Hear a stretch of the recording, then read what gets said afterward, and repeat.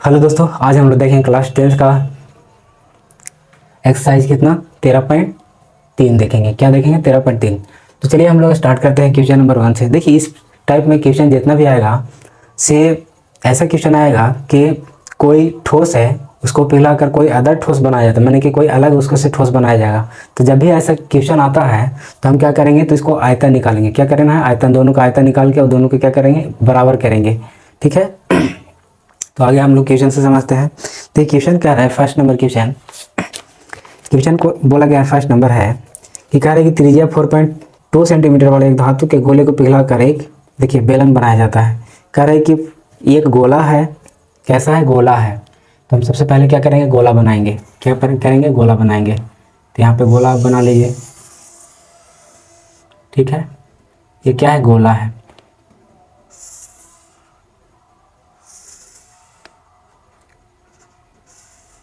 क्या गोला है जिसका इसका त्रिज्या दिया हुआ है। कितना दिया हुआ? आर बराबर, चलिए यहाँ पे लिख देते हैं, आर बराबर 4.2 सेंटीमीटर।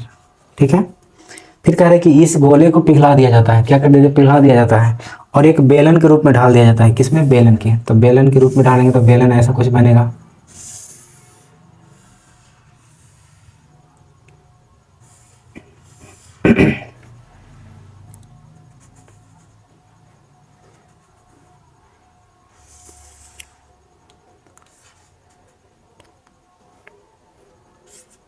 देखिए, बेलन के रूप में क्या कर दिया जाता है, ढाल दिया जाता है। बेलन के रूप में क्या कर दिया जाता है, ढाल दिया जाता है।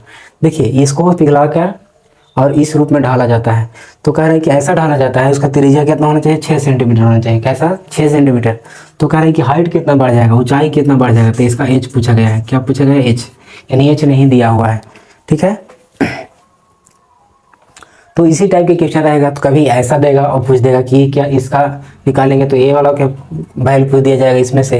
अभी जैसे अभी इसमें क्वेश्चन में क्या बोला गया है कि गोला को पिघलाकर ये बेलन बना दिया जाता है। तो जब भी ऐसा क्वेश्चन आएगा तो हम आयतन ही निकालेंगे। क्या निकालेंगे? आयतन। और आयतन निकालना है तो देखिए क्या करना है। सबसे पहले जो दिया हुआ उसको लिख देना है। तो देले है क्या कि गोला का त्रिज्या दिया हुआ है, तो यहाँ लिखेंगे गोले का। यहाँ लिखना क्या है? गोले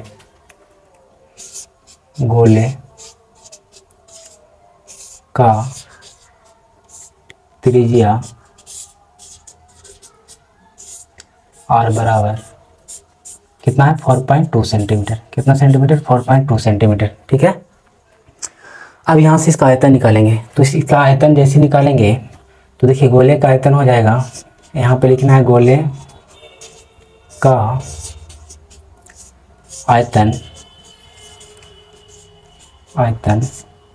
बराबर क्या होता है? पाई आर, नहीं, 4/3। क्या होता है? 4/3 pi r square pi r cube होता है। क्या होता है? 4/3 पाई आर क्यू होता है। अब यहाँ से देखिए क्या कर देना है, तो 4/3 को 4/3 लिखेंगे। देखिए, पाई के मान पाई रख देना है। क्यों? क्योंकि इसमें भी पाई मिलेगा तो वहाँ के काट भी सकते हैं। फिर क्या है? आर कितना है? 4.2 करेंगे। फिर कितना? देखिए, आर यहाँ पे 3 है, यानी आर क्यू है। तो यहाँ 4.2 कितना हो जाएगा? 3 हो जाएगा। ठीक है। अब इसको देखिए, काट भी आ सकते हैं, नहीं भी काट सकते हैं, कोई दिक्कत नहीं है। ठीक है, आगे हम लोग चलते हैं। फिर क्या करेंगे? पुनः क्या करना है? तो बेलन लिखना है। तो माना कि लिखेंगे, माना कि बेलन का ऊंचाई h मीटर। कितना मीटर? h मीटर मान लिए। क्या मान लिया? h metre. उसकी इसका त्रिज्या दिया हुआ है तो लिखेंगे बेलन का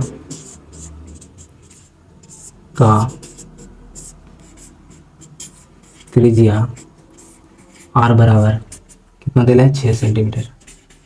6 सेंटीमीटर। कितना सेंटीमीटर? 6 सेंटीमीटर। अब क्या कर देना है, तो यहाँ से प्रश्न से करेंगे, प्रश्नानुसार या प्रश्न से क्या करना है। तो यहाँ पे देखिए, जब भी ऐसा क्वेश्चन, तो बार बार हम कह रहे हैं कि आयतन निकालना है। तो देखिए, दोनों का आयतन, इसका भी आयतन पहले निकालते हैं। तो यहाँ लिख दीजिए बेलन का आयतन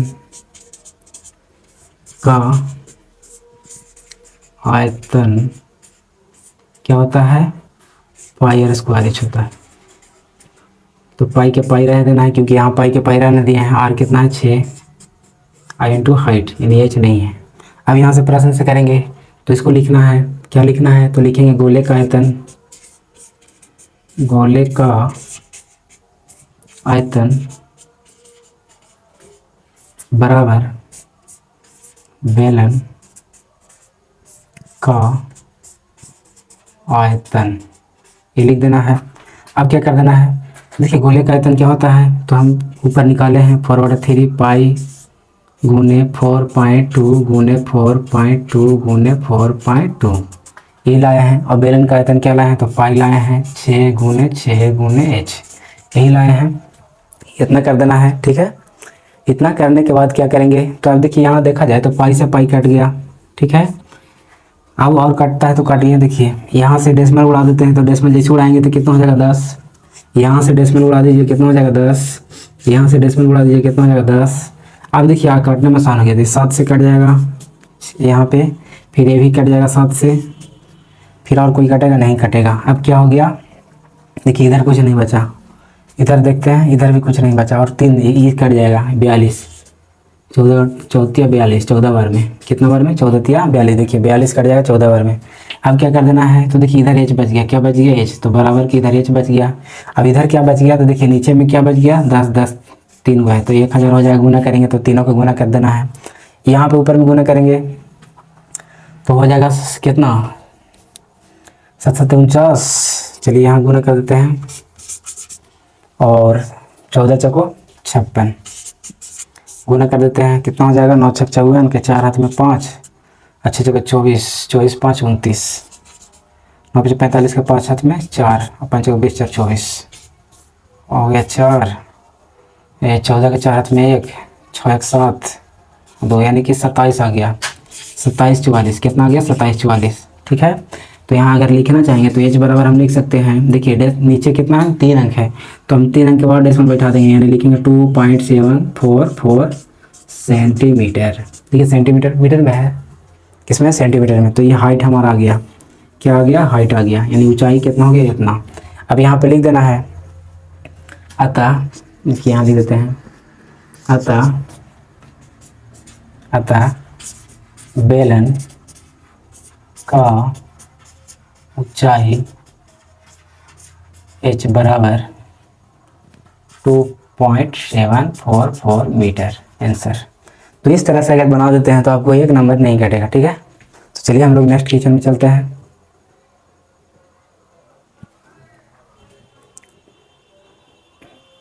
चलिए अगले क्वेश्चन में चलते हैं। वीडियो अच्छा लगे तो वीडियो को लाइक करते जाइएगा। अगर आपको क्लास 10th में है, 9 में है या 12th में है, तो आपको यहाँ हर एक क्लास का यहाँ पे क्लास कराया जाएगा 9 से लेकर 12 तक, ठीक है, ऑल सब्जेक्ट।